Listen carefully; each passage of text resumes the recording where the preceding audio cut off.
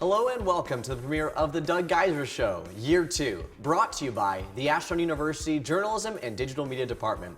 I'm Cade Krakis, and as usual, I'm joined by the head coach of the Eagle football team, Doug Geiser. Coach Geiser, first and foremost, thanks so much for joining me.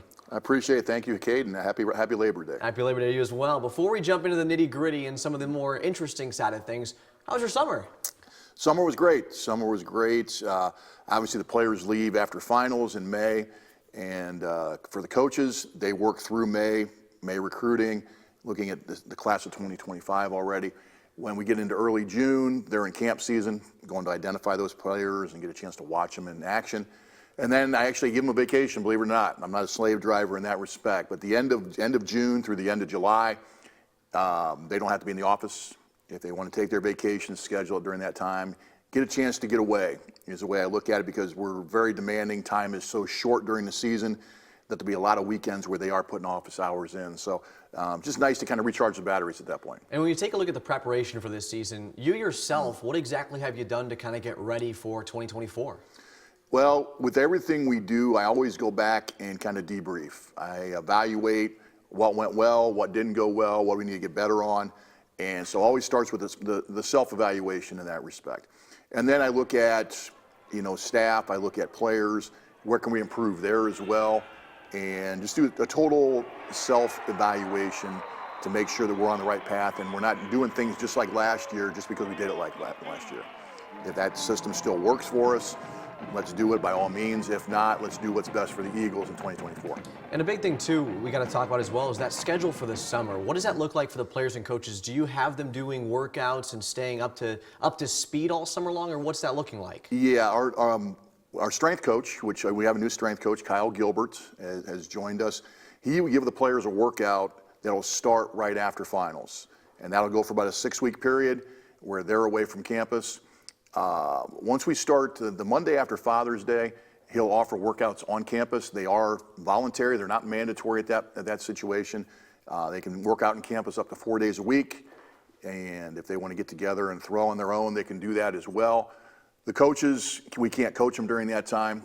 So we're off kind of doing our own preparation and recharging the batteries. But the players are working out dedicatedly, yes, up until training camp starts in August. And a big thing that we talked about prior to this show was training camp being a bit different than usual. Normally you have 3 weeks before school starts to have that training camp, but this year it was just 2. How did that affect the preparation? It was really fast, and as coaches we had to be really on point, meaning this. We had 3 weeks of preparation, but that 3rd week was actually the first week of school. So we don't have the dedicated audience at that point. So we had to really pack a lot of things in those first 2 weeks, knowing that we don't have as many hours for them, once we start that week 3. We're governed by the 20 hours of the NCAA with the CARA hours at that point. So it just forced us to be a lot more prepared, not that we aren't, but really paying special notice to the time we might lose. And before we dive deeper into the team as a whole, Coach, I've got to ask you, obviously, it's your 2nd year now. You've been through 1 full season as the head coach. How are you feeling mentally, emotionally, and physically going into this year? There's an old adage that you don't really know things until you're actually in that seat. And I will wholeheartedly endorse that and say that is true, even though I prepared many years to be a head coach. Until you go through actually the schedule, there's certain things you're not going to know. And at times it might feel like you're always playing from behind. And you're always being reactive as opposed to proactive. So going into the 2nd year, having a little better idea when some certain things might come up that are out of the ordinary, so you can kind of plan for those in advance, or at least give yourself time when that happens to kind of be able to handle them and not be rush. So I would think probably the phrase is, things have slowed down a little bit. And hopefully it doesn't detract from anything, but it adds a little more peace of mind, that's for sure. And does anything stand out to you as kind of your big first real learning experience as that head coach? I would say this. The story I've always pointed back to is my come to Jesus moment that, hey, the buck actually stops with me. And it actually happened in that first year in the winter. Right after signing date, we're getting together for a staff meeting. We're starting to make preparations for spring practice. And I can still remember at that staff meeting, we're talking about what subject, I can't remember what it was. And one of the coaches made a suggestion, hey, Coach, what do you think about this? And in my mind, I was like, that's a pretty good idea. We probably need to talk about that, which in the past usually meant that Coach Owens might ask me what I think, and then he'd make a decision and kind of go from there. And I remember thinking, wait a minute, there is no more Coach Owens. It's up to me. Guess what? That's a great idea. We're going to do that. You know, so at that moment, it's like, okay, yeah, I'm actually the guy in charge now. I don't have to consult with anybody. You know, if I feel that's the way we need to go, let's make the decision and go, and now you're not wasting any more time with it. And obviously, at the end of the last season, you guys finished on a really strong 8-game winning streak. Looking at this season now, how important is it to have at least some momentum heading into the new year? Well, really, I'd probably actually counter what you say. There's not really any momentum at this point, other than the guys that are returning. They had confirmation that if you believe in the system and work in it, it's gonna, you know, it pays off. Right now, we don't get any extra points at the beginning of the first game against IUP because we're on an 8-game winning streak. We don't get any extra consideration from the officials because we have the second longest winning streak in Division II in the country right now. All it is a peace of mind that, hey, trust in the system, and, you know, we'll have success with it. You know, so the biggest thing we've been preaching more than anything else is you look back on last year's game and you got to learn how to finish. Yeah. We got to learn how to finish, and we kicked ourselves and, you know, shot ourselves in the foot, you know, with a minute 20 to go in the game, and got beat on a deep pass because of a miscommunication. And so, learning how to take that final step, which we did in the last 8 games, but we didn't do early against IUP. And Coach, speaking about how you have to kind of leave that winning streak in the last season, something else you have to leave in last season is the seniors. How has that affected the team so far? Well, the biggest impact was we had a good, strong group of leaders in that senior class. Guys that are no longer with us, a Jake McLaughlin, okay, a Desmond Libertus, a Jackson Myers, amongst others. And so I've challenged the new group of leaders, you know, even from last winter. The success that we have this season will be a direct reflection on how they lead our football team this year. Everything's been sunshine and rainbow so far. There's been no adversity. So they'll be tested, and their mettle will be, you know, for all to see once we encounter adversity the first time. So it will be on that group of 15 accountability team leaders, you know, as far as how we do. So, you know, I'm looking forward to it, though. I think they've done a great job in preparation to this point. And Coach, before we get to Coach Dominic Orsini to talk about the incoming freshmen, the recruiting process and all that, for you, how do you feel as that head coach that the new faces have helped the program out so far? I think Coach Orsini and the staff have done a great job of identifying guys to come in and play right away again. You hope you don't have to play freshmen right away, but some of those guys are already in the 2 deep, and some of them are in prominent roles. So I think we've done a great job with the process, and now it's just a matter of letting those guys get some snaps and see what they've shown in practice, if it's going to show up in the games. Well, Coach, it was great to talk about the preparation for the season and all that, so thanks so much for joining me. I appreciate it. Thank you. We will now take a quick break and join you back here shortly. Stay tuned. You're watching The Doug Geiser Show right here on AUTV.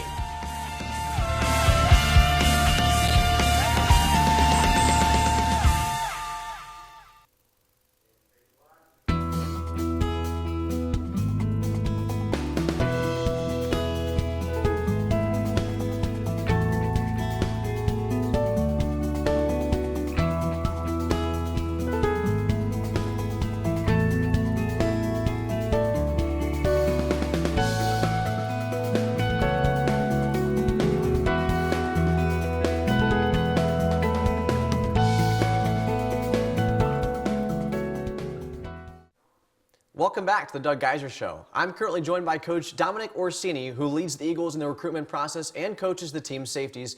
Coach, thanks for taking the time out of your day to sit down with me here today. Absolutely. Thanks for having me. To hop straight into things, the team has had plenty of new faces to showcase this season. Are there any newcomers you'd like to spotlight who stood out in training camp?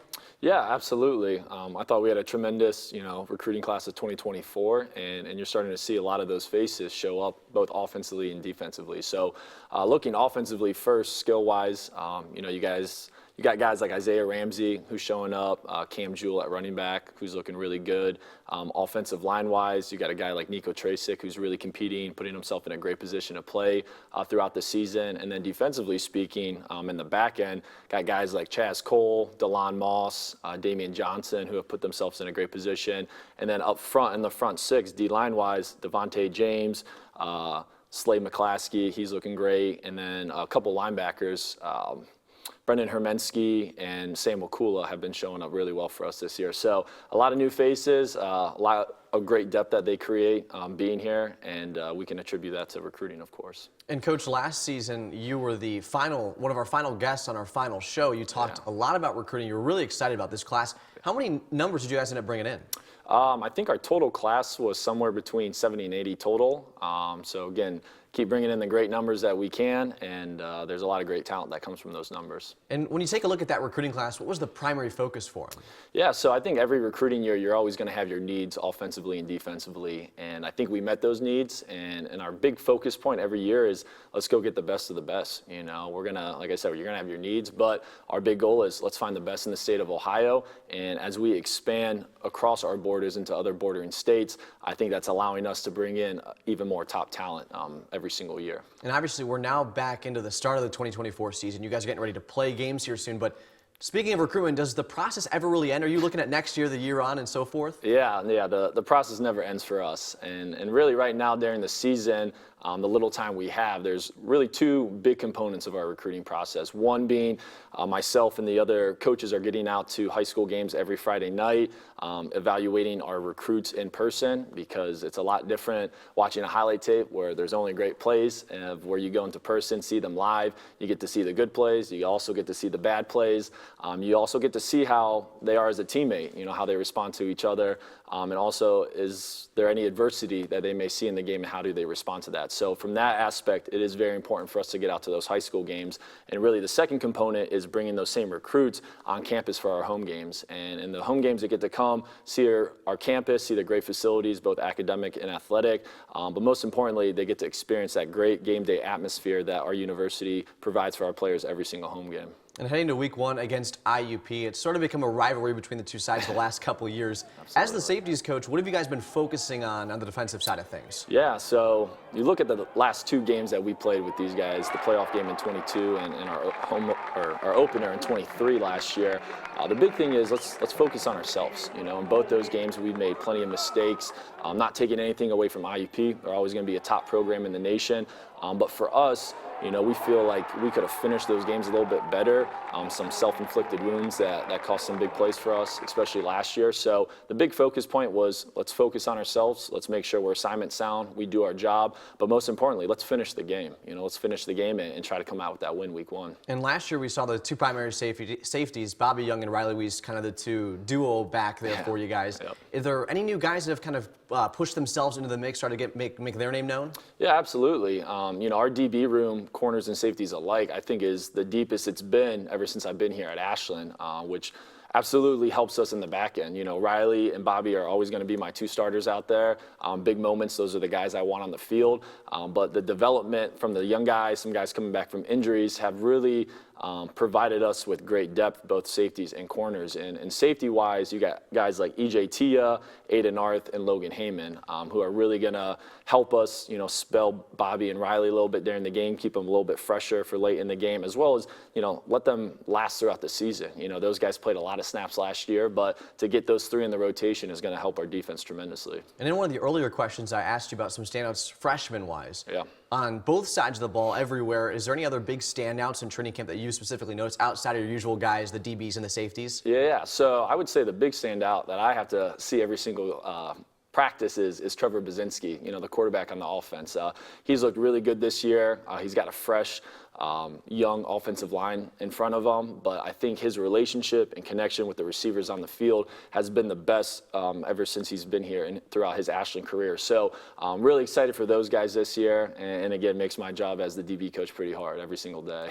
And my last question for you, Coach. Obviously, the team coming back from an 8-game winning streak, what's the mindset looking like for them? Are they hungry to continue pushing that win streak forward? Yeah, absolutely. You know, we open up with two top programs in the nation, and I think those guys are obviously hungry to get into the conference, but to play the big boys right out of the gate, I mean, that's why you come to Ashland, to play in these big games, playing these big moments.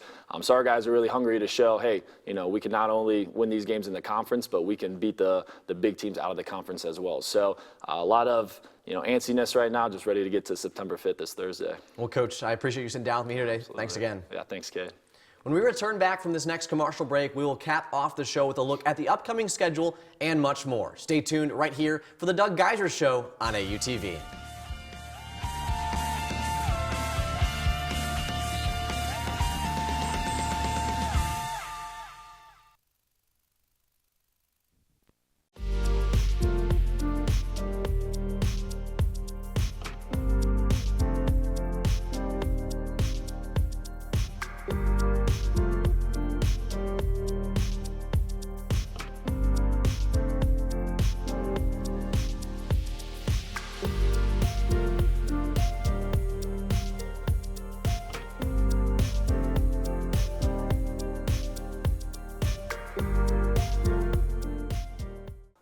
Welcome back to the Doug Geiser Show, right here on AUTV.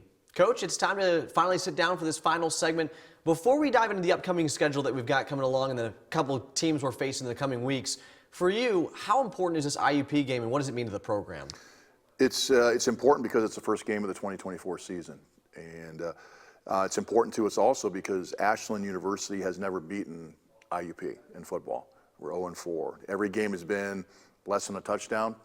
It's been a great spirited rivalry up to this point, and it'd be nice to get on the other side of the ledger. So we've been really preaching that as we go into it. But Paul Tortorella has done a tremendous job at IUP, and even before that, their tradition is very, very deep. Just like the Ashland tradition is. So it'd be a big challenge for us. And on both teams here, what are the standouts that fans should be on the lookout for?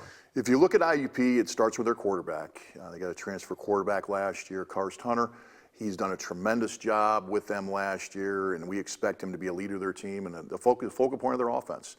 On defense, Coach Tortorella is a defensive coach, and he kind of takes pride in that side of the ball. They're very sound in what they do, and just like on offense, you have to beat them with the fundamentals. There are no smoke and mirrors. You have to outblock them. You have to out-tackle them. And the thing is, where they're going to line up, but you got to beat them. And their guys are very, very well coached up on that. They got a standout overhang player by the name of Darius Bruce, number 10. He's been an all-league player for them twice. They had a transfer in from Millersville, Garrett Cox, who's a tremendous linebacker, first-team All-American, defensive end as well. So they bring back 7-8 starters on defense, guys that have seen significant time. So it's going to be a big challenge for our offense. And then defensively, like I said, everything's going to revolve around their quarterback, and they're always good in the run game. So it'll be a very meat and potatoes type of game. All right, Coach, so now we'll take a look at the rest of the schedule coming up here soon, see some teams you guys will be facing against. So when you take a look at the start of the season, there's obviously some tough teams in the mix. Are there any games that are coming up that you circled? I've circled the first one. I know you expected me to say that as per usual from last year's shows, but for us, the most important game is the first game, or the game that's coming up this week. And so it's been on our mind since the end of last season. It was IUP in however many days. We have the clock set up in our locker room. And I know a lot of teams do that, but for us, it's not just focused on one team, it's whoever the team is next. So the fact that that date now and that time now is down to 3 days from now, we're excited to kick off the season at Jack Miller Stadium against the IOP Crimson Hawks. Well, Coach, last thing I've got for you here today, how important is it to get Jack Miller Stadium rocking this coming Thursday night? It's tremendous. It's tremendous. The Jack Miller Stadium crowd is our 12th man, and we feed off the emotion, we feed off the enthusiasm, and the passion that our fans show, and our guys get really excited to play in front of those home stands. Well, Coach, thanks so much for sitting down with me here today. I appreciate it. Thanks, you, Kate. That was today's episode of the Doug Geiser Show, and the first one for the 2024 fall campaign. We want to give a special thanks to all of you for staying tuned all last season and into this one. As a reminder, be sure to tune into 88.9 WRDL for full live game coverage of Ashland University versus Indiana University of Pennsylvania on Thursday, September 5th, with kickoff set for 7 p.m. And if you want to hear more from Coach Geiser, tune into the Early Birds Word Tuesday mornings at 7:30 a.m. for exclusive coverage of AU football. You can also catch the game on tape delay on Rock Entertainment Sports Network.